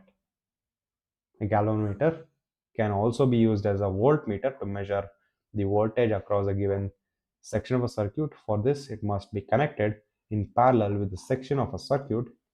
Further, it must draw a very small current, otherwise the voltage measurement will disturb the original setup by an amount which is very large. Okay, basically it should be connected in parallel to a circuit, but it should draw very less amount of current so it does not disturb the main voltage. Usually we like to keep the disturbance due to the measuring device below 1% to ensure this large resistance is connected in series with the galvanometer. This arrangement is schematically depicted in figure 4.22. Note that the resistance of the voltmeter is now Rg plus R, which is equal to R. Very large. This is a voltmeter connected in series with the voltmeter. Galvanometer we connect in series with the voltmeter. This whole we connect in parallel with the circuit. Conversion of galvanometer to a voltmeter by introduction of a very large resistance R in series. The scale of the voltmeter, when there is a very large resistance attached in parallel, the current drawn will also be very less and will not disturb the original circuit. The scale of the voltmeter is calculated to read off the voltage value with ease. We define the voltage sensitivity as the deflection per unit voltage.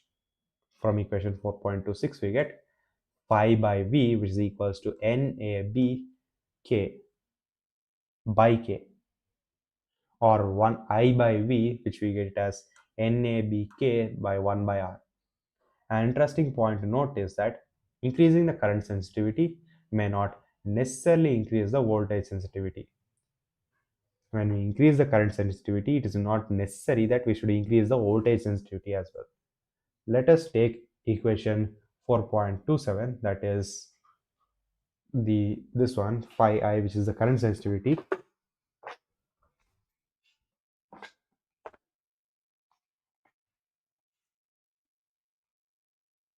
4.26,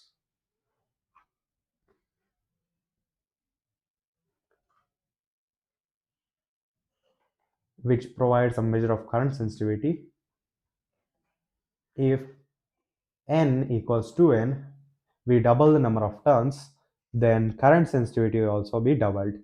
Thus, current sensitivity doubles. However, the resistance of the galvanometer is also likely to double since it's proportional to the length of the wire. In equation n equals to n, R will also become 2R, thus the voltage sensitivity remains unchanged. So in general, the modification needed for conversion of galvanometer to an ammeter will be different from what is needed for converting it into a voltmeter. Example 4.12, in the circuit figure 4.23, the current is to be measured. What is the value of the current with the ammeter shown? Okay, they're asking, there is a circuit shown here and the current is to be measured. What is the value? If the ammeter shown, A is a galvanometer with a resistance Rg 60 ohms and B is a galvanometer described in but converted to an ammeter by a shunt resistance Rs 0.02 ohm, is an ideal ammeter with zero resistance.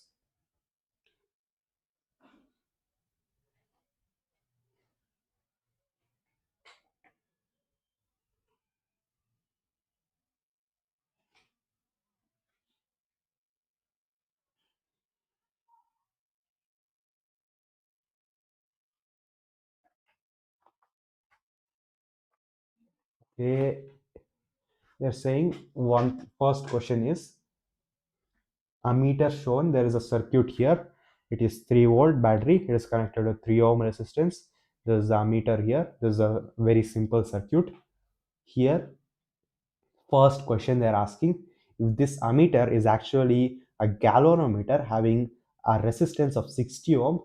Otherwise, second question, if this ammeter is a galvanometer described in but converted to an ammeter by a shunt resistance R, that is 0.02 ohm.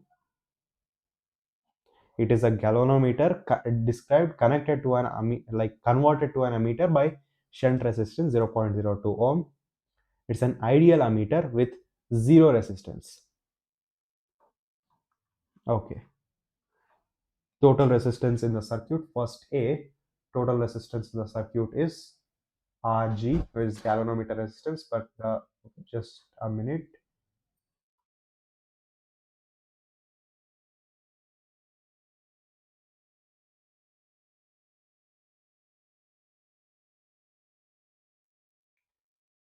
Okay, the total circuit resistance since in series will be 63 ohms, since I will be 0.48 ampere, resistance of the galvanometer converted to an ammeter, which is RGRS by RG plus RS, which is, we will get the final value to be 0.02 ohm. The total resistance in circuit is 3.02 ohm, hence the actual current value is 0.99 ampere.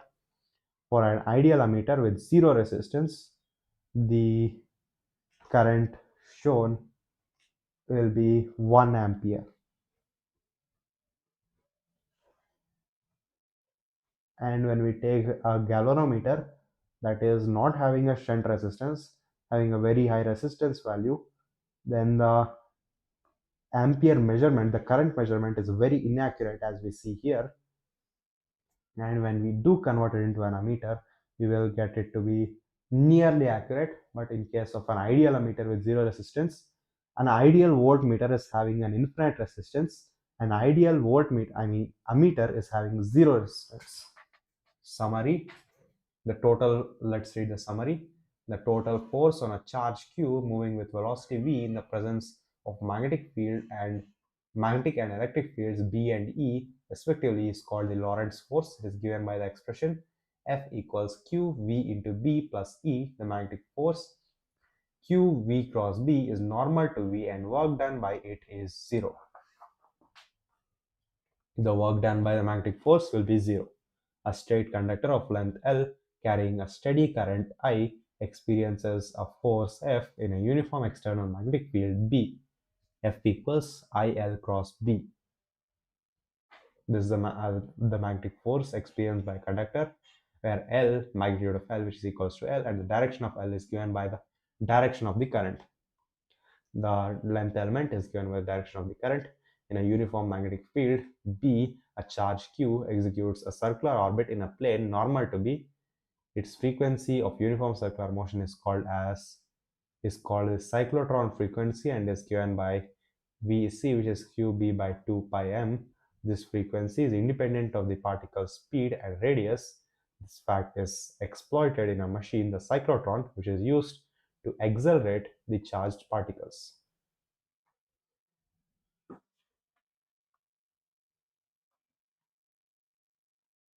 The Biot-Savart's law asserts the magnetic field dB due to an element dl carrying a steady current I at a point P at a distance r from the current element, which is dB mu naught by 4 pi dl into r by r cube. To obtain the total field at point P, we must integrate the vector expressions over the entire length of the conductor. The magnitude of the magnetic field due to circular coil of the radius r carrying a current I at an axial distance x from the center is B equals mu naught I square IR square by 2x square plus R square whole 3 by 2 whole power 3 by 2 at the center.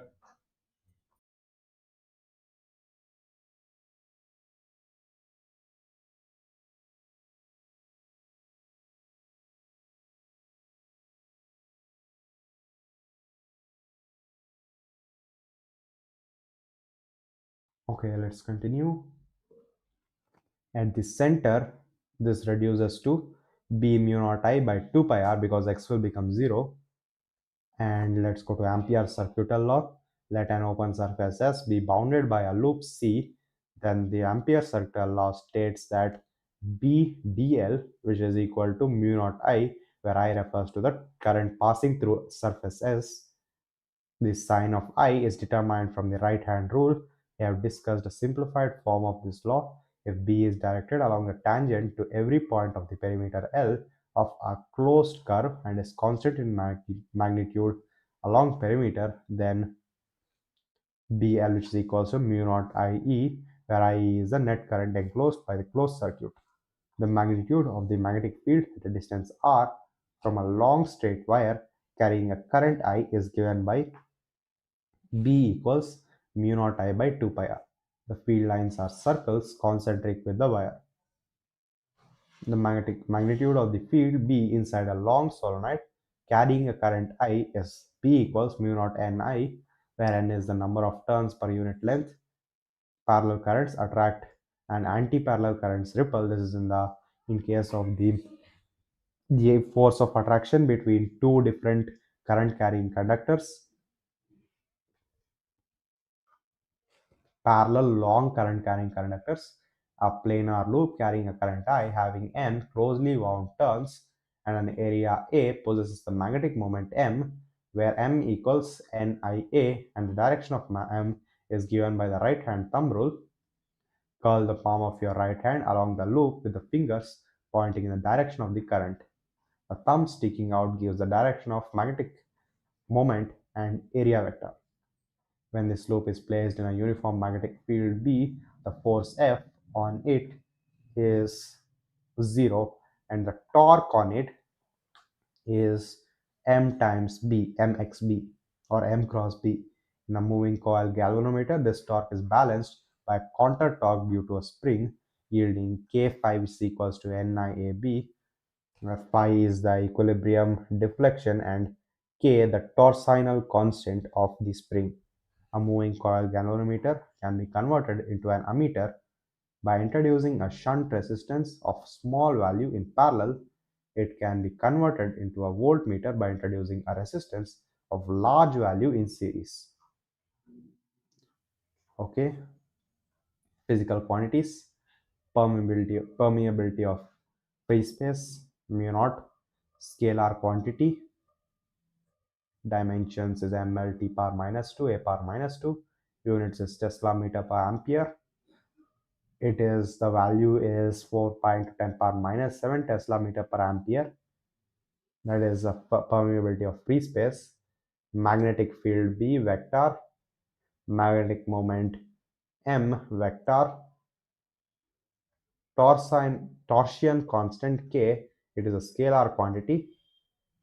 It appears in the moving coil galvanometer. There is some points to ponder. Electrostatic field lines originate at the positive charge and terminate at the negative charge or fade at infinity. Magnetic field lines always form closed loops because this happens because we can find individual charges in case of, or individual monopoles in case of electric fields or electric dipoles, or basically electric charges, where there are two electric charges in a two elementary units in a dipole. But in case of magnetic fields, there are no monopoles that exist. So in such a case, there will be only concentric loops or closed loops in case of magnetic field, but where electrostatic field lines can go extend as far as infinity without forming loops. The discussion in this chapter holds only for steady currents which do not vary with time. The discussion in this chapter is only hold like this only holds for steady currents which do not vary with time. When currents vary with time, Newton's third law is valid only if momentum carried by the electromagnetic field is taken into account. Newton's third law holds for currents varying with time only if momentum carried by the electromagnetic field is taken into account.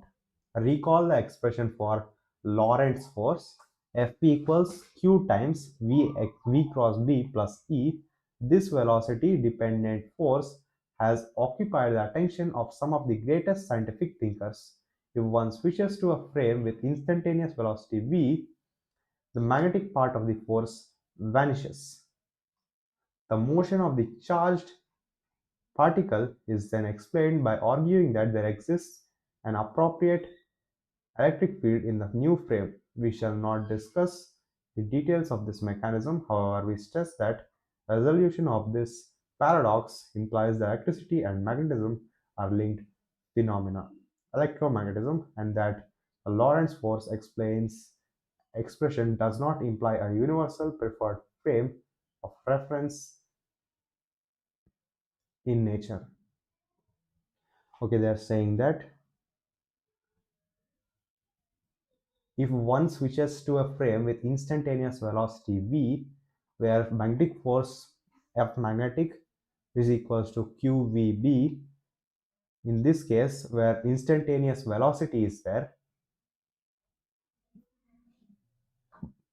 they are saying that the magnetic part of the force vanishes and the motion of the charged particle is explained by an appropriate electric field in the new frame. Okay, fine, leave that be.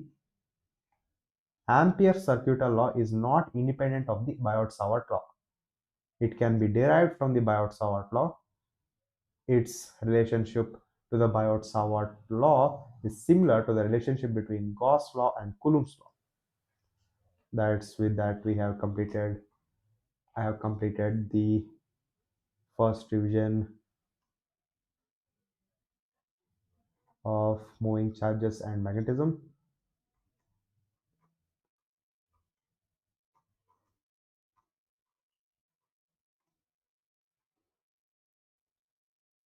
Completed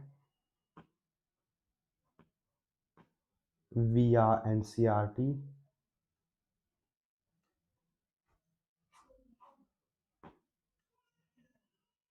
Okay, then see you in my next video. Good night.